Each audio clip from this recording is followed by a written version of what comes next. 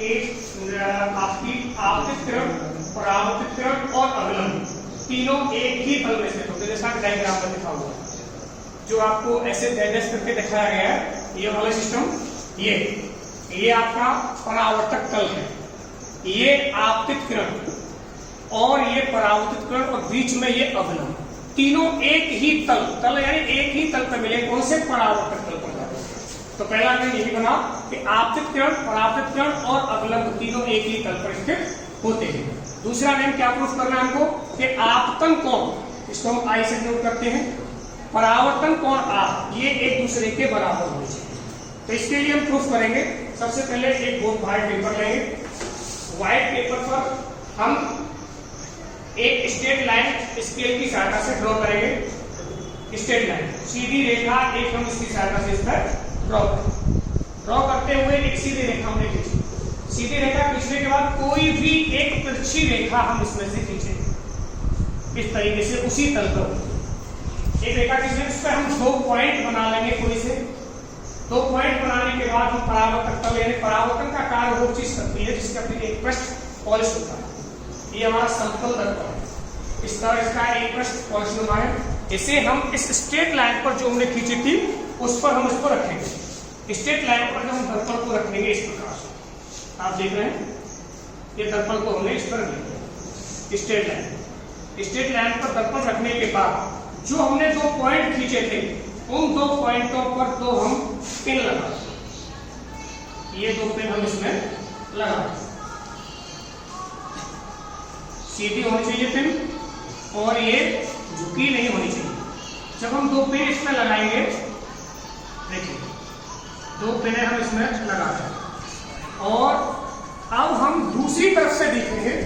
दूसरी तरफ से जब हम इसको देखेंगे इस साइड से, तो इसमें देखते हुए 2 पिने और हमें लगाएंगे और 2 पिन जब हम लगाएंगे तो तीसरी पिन भी जब हम लगाएंगे तो तीनों पिने हमें एक सीध में दिखाई देंगे। अब इसमें से देखेंगे तीनों पिन हमको एक सीध में दिखाई देंगे। इस प्रकार हम चौथी पिन भी लगाएंगे, चौथी पिन भी हमें, चारों पिन अगर हम इधर से देखें तो भी सीधी रेखा में दिखाई देंगे, अगर हम इस रो से देखेंगे तो भी सीधी रेखा में दिखाई देंगे। इससे एक नियम निकलता है, प्रकाश एक सीधी रेखा में चलता है। तो पहला प्रूफ ये होता है। अब हम इसको जब हटाएंगे पूरे सिस्टम को, दर्पण को हमारा अलग हटा के रखेंगे और इस लाइन को हम ड्रॉ करेंगे। सेकंड लाइन को हम जहां जहां पॉइंट बनाए उन पॉइंटों से होते हुए सेकंड लाइन ड्रॉ करेंगे और ड्रॉ करने के बाद इस तरीके से, और बीच में हम बीच में एक अवलंब रख देंगे, अवलंब डाल देंगे। अवलंब डालते हुए हम देखते हैं कि इस कोण को आप अगर हम नापेंगे डी की सहायता से तो बिल्कुल बराबर होगा और ये वाला कोण भी आप इसमें बराबर होगा। इससे परावर्तन के नियम प्रूफ होते हैं कि आपतन कोण परावर्तन कोण के बराबर होता है। आपतित किरण, परावर्तित किरण और अवलंब तीनों एक ही तल में स्थित होते हैं। यही आपके परावर्तन के नियम हैं। बताइए कोई डाउट तो नहीं? इस प्रकार हम परावर्तन के नियमों का निर्माण कर सकते हैं। इसके लिए कोई सामान की आवश्यकता नहीं, दृष्टि होना चाहिए, पेन, आपके पास पेन, समतल दर्पण और एक गुटका, इसको रखेंगे। इसकी सहायता से हम जब हम किसी प्रैक्टिकल करते हैं, लैब में तब हमें कुछ ज्ञान होता है कि वास्तव में कोई प्रैक्टिकल चीज होती, कोई विज्ञान होती है। और जब तक हम प्रैक्टिकल करके किसी चीज को नहीं देखेंगे तो हमें विज्ञान की तरफ इंटरेस्ट पैदा नहीं होगा कि हम क्या करें। किताबों में तुमने पढ़ लिया क्या होता है, लेकिन जब हम उसको भाई प्रैक्टिकल करते हैं तब हमें मालूम पड़ता है वास्तव में ऐसा होता है। ये भी आप बहुत सारे देखिए, ये दर्पण है, ये लेंस है हमारे पास और दर्पण भी। दर्पण भी 3 प्रकार के होते हैं, आप 10th में पढ़े होंगे। देखिए ये दर्पण है, एक और दर्पण है, एक ये दर्पण है, एक ये दर्पण। देखिए 3 प्रकार के दर्पण भी आपने पढ़े। ये गोली है, गोली दर्पण है, इसको एक ये गोली दर्पण है, इसका उभरा हुआ पृष्ठ तो परावर्तक का कार्य करता है और ये दबा हुआ पृष्ठ पॉलिशनुमा होता है। इस वाले दर्पण को हम कहते हैं गोलीय उत्तल दर्पण। क्या कहलाता है? गोलीय उत्तल दर्पण। एक ये दर्पण होता है, इसका दबा हुआ भाग परावर्तन का कार्य करता है और उभरा हुआ भाग पॉलिशनुमा होता है।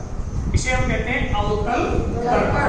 और एक ये दर्पण जो आप अभी प्रैक्टिकल कर रहे थे, ये बिल्कुल प्लेन है, समतल दर्पण, इसमें कोई उभरा नहीं, प्लेन होता है और इसका भी पिछला भाग पॉलिशनुमा होता है। तो आपने एक चीज सीखी, दर्पण वह होगा इसका एक भाग पॉलिशनुमा, एक भाग पॉलिश होगी, एक विदाउट पॉलिश।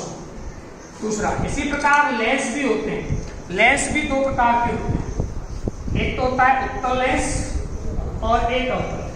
आप इसको जब हाथ से स्पर्श करेंगे तो आपको मालूम पड़ेगा, देख के भी बता सकते हैं कि जो लेंस बीच में मोटा और किनारों पर पतला होता है, कौन सा लेंस कहलाता है? उत्तल लेंस। और जो लेंस बीच में पतला तथा किनारों पर मोटा होता है, अवतल लेंस। लेंस क्या होता है? इसमें आर पार दिखाई देता है। लेंस क्या होता है? इसमें कोई भी पृष्ठ पॉलिशनुमा नहीं होता, सभी पृष्ठ इसके कैसे होते हैं? आर पार दिखाई देते हैं, पारदर्शी होते हैं। तो ये लेंस है। लेंस भी दो प्रकार के होते हैं, उत्तल लेंस और अवतल लेंस। उत्तल लेंस की क्या पहचान है? बीच में मोटा, किनारों पर पतला। अवतल लेंस की क्या पहचान है? बीच में पतला, किनारों पर जस्ट अपोजिट। ये उत्तल और अगर ये आपने पढ़े होंगे 10th क्लास में समाप्त सिलेबस में, अभी इंटर में जाकर के सिलेबस में आते हैं। इंटर की जब सेकंड बुक पढ़ेंगे तो आपको लेंस क्या नाम है आपके? क्लैंप। दो तरह की प्रैक्टिकल है सिलेबस, इसलिए इनका ज्ञान होना आपको आवश्यक है। स्पष्ट करके आप देखें, देखिए बीच में मोटा है, किनारों पर पतला है, आप इसको